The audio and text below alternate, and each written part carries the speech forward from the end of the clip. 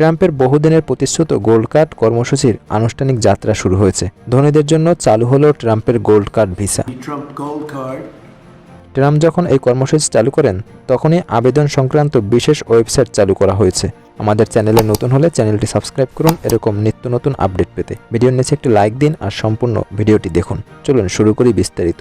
ট্রাম্পের বহুদিনের প্রতিশ্রুত gold card কর্মসূচির আনুষ্ঠানিক যাত্রা শুরু হয়েছে, যাতে বিনিয়োগের মাধ্যমে যুক্তরাষ্ট্রে বৈধভাবে বসবাসের সুযোগ মিলবে।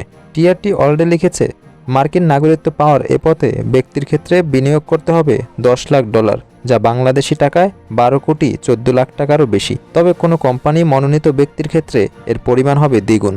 গত বুধবার হোয়াইট হাউসে ব্যবসায়িক নেতাদের সঙ্গে ট্রাম্প যখন এই কর্মসূচি চালু করেন তখনই আবেদন সংক্রান্ত বিশেষ ওয়েবসাইট চালু করা হয়েছে। এই কর্মসূচি 1990 দশকের EB-5 ভিসাকে প্রতিস্থাপন করবে। বিদেশি বিনিয়োগ উৎসাহ দিতে সেই ভিসা চালু করা হয়েছিল, যাতে $10 লাখ বিনিয়োগের মাধ্যমে অন্তত 10 জনের কর্মসংস্থানের শর্ত ছিল। ট্রাম্প বলছেন, তার দেখানো মডেল বিনিয়োগ আকর্ষণের পাশাপাশি শীর্ষ মেয়াদিবাদীদের পাওয়ার পথ খুলে দেবে আর মার্কিন ট্রেজারিতে আনবে উল্লেখযোগ্য রাজস্ব।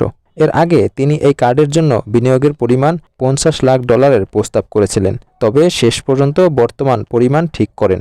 ট্রাম্প বলেন, এই কর্মসূচির আওতায় পাওয়া সব অর্থ যাবে মার্কিন সরকারের কাছে। আদতে এটি একটি গ্রিন কার্ড, তবে অনেক ভালো, অনেক বেশি অনেক শক্তিশালী পথ খুলে দেবে। তবে বিদ্যমান EB-5 ব্যবস্থার মতো কর্মসংস্থান সৃষ্টি বা কোম্পানির কার্ডধারীর সংখ্যার সীমার ব্যাপারে কোনো শর্তের কথা বলেননি ট্রাম্প। তার বদলে তিনি বলেছেন, কোম্পানিগুলো অভিযোগ করছে ভিসা অনিশ্চয়তার কারণে তারা যুক্তরাষ্ট্রের বিশ্ববিদ্যালয়গুলোতে অসাধারণ কৃতিত্ব দেখানো গ্র্যাজুয়েটদের ধরে রাখতে পারছেন না। ট্রাম্প বলেন, আপনি সেরা শিক্ষালয়ের গ্র্যাজুয়েটদের নিয়োগ দিতে পারবেন না, কারণ আপনি জানেনই না তাদের ধরে রাখতে পারবেন কিনা। বাণিজ্য মন্ত্রী হার্ডওয়ার লুটনিক বলেন, প্রতিটি আবেদনে $15,000 যাচাইকরণ ফি থাকবে। তার ভাষ্য, যাচাই প্রক্রিয়াই নিশ্চিত করবে যে এই মানুষরা আমেরিকায় থাকার জন্য পুরোপুরি যোগ্য। তিনি আরও বলেন, কোম্পানিগুলো একাধিক কার্ড পেতে পারে, কিন্তু প্রতিটি কার্ডে কেবল একজনের নাম থাকবে। বর্তমান গ্রিন কার্ডধারীরা গড় আমেরিকানদের তুলনায় কম আয় করে। মন্তব্য করে লুটনিক বলেন, মার্কিন অভিবাসনকে ধনী এবং উচ্চ দক্ষতার প্রার্থীদের দিকে নিয়ে যেতে চান প্রেসিডেন্ট ট্রাম্প। বিনিয়োগের বিনিময়ে অভিবাসন কর্মসূচিকে অনেক দেশেই গোল্ডেন ভিসা বলা হয়, যার মধ্যে রয়েছে যুক্তরাজ্য, স্পেন, মাল্টা, কানাডা ও অস্ট্রেলিয়া। ট্রাম্প বলেন, চীন, ভারত ও ফ্রান্সের ধনী গ্র্যাজুয়েটরা এই কর্মসূচির সুবিধা পেতে পারেন। যুক্তরাষ্ট্র এখন কিছু অসাধারণ মানুষ পাবে, কোম্পানিগুলোও খুব খুশি হবে।